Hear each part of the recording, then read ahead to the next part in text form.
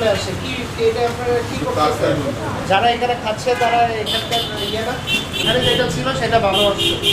আর এই যে বাকি দুইটা এটা সম্পূর্ণ পোড়া মেয়াদে পরিণত। এই যে একটার মধ্যে সব কিছু, এই যে এটার মধ্যে এই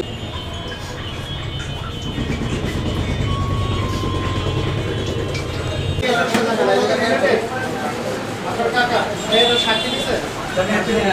আচ্ছা আপনি